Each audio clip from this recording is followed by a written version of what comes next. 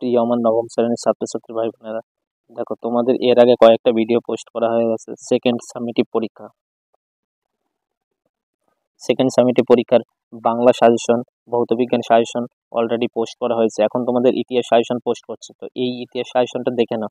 তোমরা তো জানো যে তোমাদের আর কদিন পরেই তৃতীয় সামিটিভ পরীক্ষা হবে, যেখানে 40 মার্ক। আমি তোমাদের কয়েকটা মাত্র সেট দেবো, সেই সেটটা তোমরা রপ্ত করবে। কি 40 মার্কের যেরকম প্রশ্ন হয় ঠিক সেই রকম 4টে থেকে 5টা তোমাদের সেট দেবো। অর্থাৎ এক একটা সেটের প্রশ্ন এক এক রকম, কিন্তু প্যাটার্নটা একই রকম, প্রশ্নগুলো একটু আলাদা, কিছু কিছু প্রশ্ন একই থাকবে। সেই প্রশ্নগুলো তোমরা দেখো, তোমরা খুব ভালো করে রপ্ত করে যাও।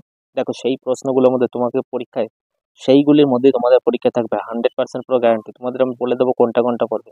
আর হ্যাঁ, এইখানে এমসিকিউ এসিকিউ সমস্ত কিছু থাকবে। এমসিকিউর যে উত্তরগুলো দাগানো আছে এইখানে, তোমরা কিন্তু সেইটাকে সঠিক উত্তরটা ধরবে না। বারবার বলছি, ভালো করে বুঝে নেবে।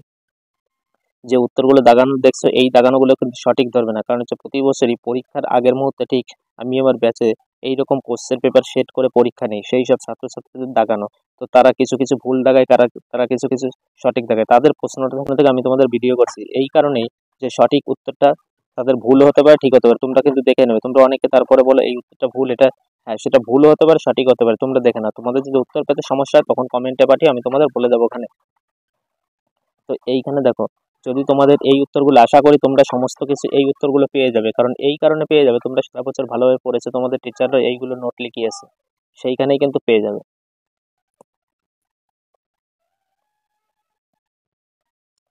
দেখো তোমরা প্রশ্নগুলো দেখো, যেটা তোমাদের কনফিউশন লাগবে অর্থাৎ তোমাদের কাছে যদি না থাকে, তোমরা যদি উত্তরটা যদি না পাও, তাহলে তখন কমেন্ট করে পাঠিয়ে সেটার উত্তর আমি তোমাদের ব্যবস্থা করে দেবো। আর যেটা কনফিউশনের প্রশ্ন সেই উত্তর আমি তোমাদের বলে দেবো। দেখো, কোন সময়কে মেটারনিকের যুগ বলে, এটা তোমাদের পরীক্ষা থাকবে। ঘেটো শব্দ কি, এটা দিয়ে তোমাদের পরীক্ষা থাকবেই থাকবে। তারপরে দেখো প্রশ্নগুলো দেখো, যে তোমাদের যেগুলো তোমাদের পরীক্ষায় থাকবেই বা খুব ভালো করে পড়তে হবে সেগুলো আমি বলে দেবো। এখানে দেখো, ভিয়েনা সম্মেলন, ফ্যাক্টরি প্রথা তুমি পড়বেই। সেরে যাবো হত্যাকাণ্ড, এটাও তুমি পরীক্ষায় পেয়ে যাবে।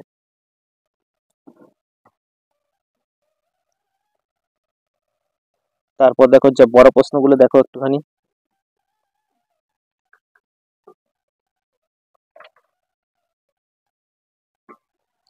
দেখো এখানে ইউরোপের ফেব্রুয়ারি বিপ্লব, এখানে ফেব্রুয়ারি বিপ্লব প্রথম বিশ্বযুদ্ধের প্রত্যক্ষ কারণ, রুশ বিপ্লব, এই তিনটে খুব ভালো করে পড়বে। এখান থেকে কিন্তু একটা প্রশ্ন তোমাদের আসার সম্ভাবনা প্রবল। তোমরা জানো, দেখো ইউনিট টেস্টগুলো কিন্তু এক এক স্কুলে এক এক রকম হয়। সব স্কুলের কথা মাথায় রেখে আমার 4 থেকে 5টি সেট করতে হলে, যদি একটা স্কুল হতো তাহলে আমি একটাই তোমাদের সেট দিতাম।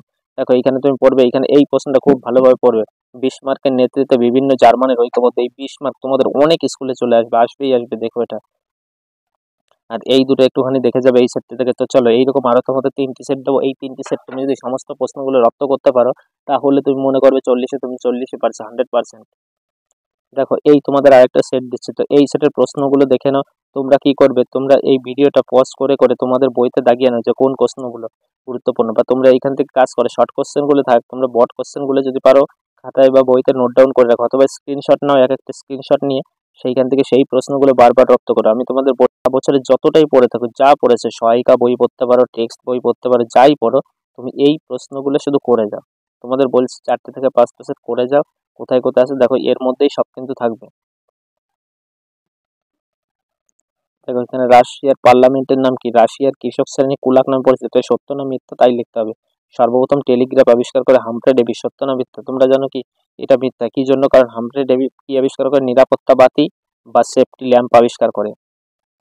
এইখানে তারপরে দেখো, যেগুলো তোমাদের করতে হবে 4টি, অর্থাৎ 2 মার্কের প্রশ্ন, সেইখানে তুমি কি পড়ছো, রক্ত লোহনীতি বলতে কি বোঝায়, তার মিটারনিক কেন কালভার্স ডিগ্রি জারি করেন, সেরিজ হত্যাকাণ্ড। দেখো আগের সেটটা রাখা হয়েছে এটা, তার মানে কতটা গুরুত্বপূর্ণ বুঝতে পারছো। শিল্প বিপ্লব বলতে কি বোঝো, কে কবে এপ্রিল থিসিস ঘোষণা করে, এটা পরীক্ষা থাকবেই কিন্তু সঠিক।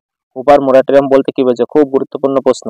তারপর দেখো ইউরোপে ফেব্রুয়ারি বিপ্লবের প্রভাব আলোচনা করো, এটা দেখো দুটি করতে 4 মার্কের প্রশ্ন।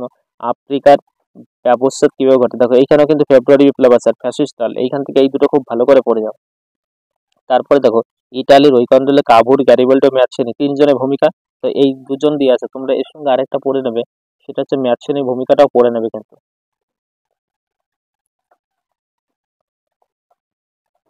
এরপর চলে আসে শিল্প বিপ্লবের সামাজিক অর্থনৈতিক প্রভাব এবং স্পেনের গৃহযুদ্ধ। তো এই প্রশ্নগুলো দেখলে আশা করি এই প্রশ্নগুলো তুমি ভালোভাবে পড়ে যাও। দেখো এর মধ্যেই তুমি কিন্তু পেয়ে যাচ্ছ। দেখো এই যে ইতিহাসে তোমাদের আরেকটা সেট দিলাম, 3 নম্বর সেট, এই 3 নম্বর সেটের এই প্রশ্নগুলো দেখে যাও। দেখো ন্যাশনাল গার্ড এটা কি? এটা হচ্ছে ন্যাশনাল গার্ড মানে কি একটা বাহিনী কিন্তু, হ্যাঁ। সেফ ছিলাম, দেখো একটু আগে যেটা বললাম সেইটারই কিন্তু উত্তর এখানে দাগানো আছে। তো সুতরাং তোমরা ভালো করে পড়ে যাও। দেখো শর্ট কোশ্চেন গুলো কিন্তু এর ব্যতিক্রমণের বট, তুমি দেখবে 4 মার্কের যে প্রশ্ন আর যে বড় প্রশ্ন করতে হয় 2 মার্কের প্রশ্ন, সবগুলো দেখবে এর মধ্যেই ঘুরে ফিরে থাকবে, এর বাইরে কিছু থাকবে না। তাই তোমাদের রিকোয়েস্ট করছি, প্রশ্নগুলো তোমরা অনেকটা আগে পেয়ে গেলে তোমরা এখন দেখে নাও, তোমাদের যদি সারা বছর পড়া হয়ে থাকে তো সেই প্রশ্নগুলো, অর্থাৎ এই প্রশ্নগুলো যেগুলো আছে খুব ভালো করে বারবার পড়ো। যাদের পড়া হয়নি তারা এখন থেকে স্টার্ট করে দাও, বারবার লেখো। দেখো 40 নম্বর তোমার হাতের মুঠোয় থাকবে, তুমি পরীক্ষার পরে মিলিয়ে নেবে যে কতটা কমন বেঁধেছে এইখান থেকে। দেখো এখানে বিবৃতি, তোমরা জানো বিবৃতিগুলো খুব সহজ থাকে এবং বিবৃত করার একটা সিস্টেম আছে, যেটা প্রশ্ন পড়লেই কিন্তু একটুখানি বুঝে পড়লেই, তুমি না পড়লেও কিন্তু উত্তরটা করতে পারবে। দেখো এখানে যে 4 মার্কের করতে হবে কটা, দুটো। এইখানে ফ্রান্সে কবে কার নেতৃত্বে দ্বিতীয় প্রজাতন্ত্র গঠিত, ইয়ং ইটালিটা খুব ভালো করে পড়বে। তারপর দেখো মালিক শ্রেণী, এই ভার্মার প্রজাতন্ত্র কি ফ্যাসিবাদ কি, এখান থেকে এই দুটো ভালো করে পড়বে। পরে আছে দেখো ইতালির ঐক্য আন্দোলনে, এখানে শুধু ম্যাথশ্রেণী কথা আছে, আমরা এর আগে পড়েছি ম্যাথশ্রেণী, কাবুর গ্যারিবাল্ডি ভূমিকা, ঠিক সেই তিনটে পড়ে নিলে তুমি একটা পাবেই পাবে। এই তিনটে অর্থাৎ ম্যাথশেনি, কাবুর, গ্যারিবাল্ডি, এই তিনজন পড়লে তুমি তিনটেও একসঙ্গে পেতে পারো, একটাও পেতে পারো, তো তুমি এখান থেকে একটা পাচ্ছই কিন্তু। তারপর দেখো শিল্প বিপ্লবের সামাজিক প্রভাব, তারপর কি আছে মার্কিন রাষ্ট্রপতি উড্রো উইলসনের 14 দফা দাবির নীতিটা একটুখানি দেখে যাবে তোমরা।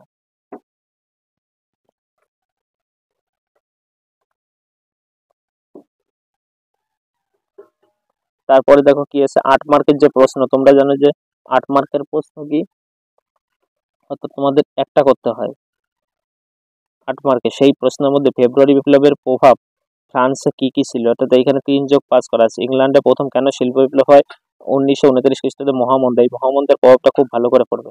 দেখো এই তোমাদের সেট দিলাম, আর দেখো দুটো সেট দেবো, এই দুটো সেট যদি তুমি করে যাও তাহলে তুমি 100% কমন, 40% কিন্তু তোমার হাতের মধ্যে। দেখো তারপরে ভিয়েনা সম্মেলন কোথায় হয়েছিল, এই একটা সেট দেখে নাও। শর্ট কোশ্চেন গুলো আছে, এইভাবে তুমি সমস্ত কিছু দেখে যাও, যে কয়েকটা দিচ্ছি না এই কয়েকটা খুব ভালো করে দেখে যাও। দেখো সমস্ত কিছু তোমার থাকবে এইখানে কি, জল জল ভেরাইন বা জল ভেরাইন কি, এমস টেলিগ্রাম, এই দুটো খুব ভালো করে পড়বে।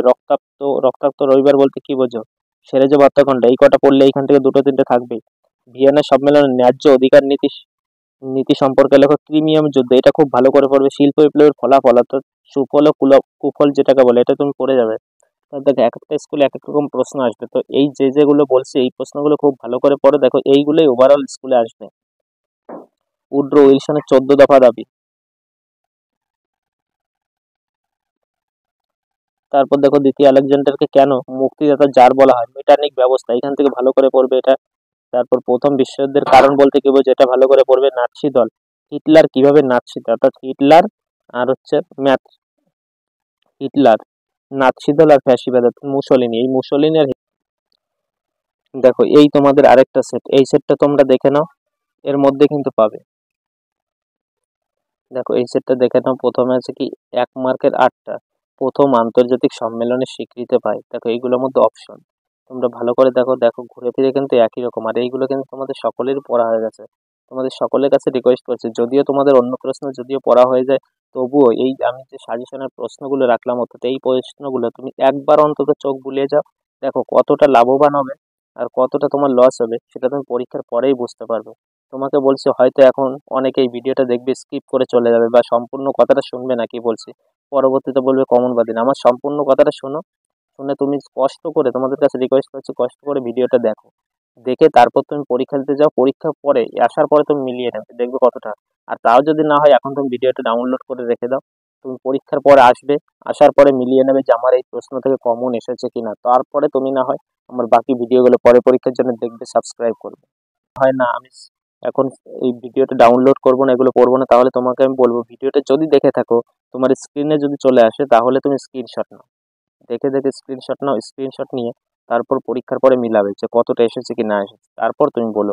আর নাহলে দেখো আমার প্রিভিয়াস ইয়ারের সমস্ত কিছু সাজেশন দিয়ে আছে, সেই পরীক্ষার কতটা আগে দিয়ে আছে, এবং পরীক্ষার পর আমি প্রশ্ন ধরে ধরে আমি দেখিয়েছি আমার সাজেশন থেকে কত নম্বর প্রশ্ন, কত কি এসেছে কি না এসেছে, সেইগুলো তুমি দেখো, তাহলে তো তুমি বুঝতে পারবে যে পড়ানোর অভিজ্ঞতা থেকে বলতে পারি যে কখনো যে কোনো একটা অভিজ্ঞতা, একটা প্রশ্ন চলছে না বিশ্লেষণ, আমি দীর্ঘদিনের পড়ানোর ক্ষেত্র থেকে তোমাদের বলতে পারি যে এইখানের অভিজ্ঞতা বিফলে যায় না। বা তুমি দেখো ইউটিউব চ্যানেল অনেক ভিডিও পেয়ে যাবে, তো সেই ভিডিওগুলো তুমি কেন দেখবে, কোনটা দেখবে না সেটা তুমি একমাত্র বুঝবে। দেখো কোনটা বিগত বছরে বেশি কমন এসেছে বা কোনটা তোমার উপযোগী, তারপর তুমি সেটা সাবস্ক্রাইব করো।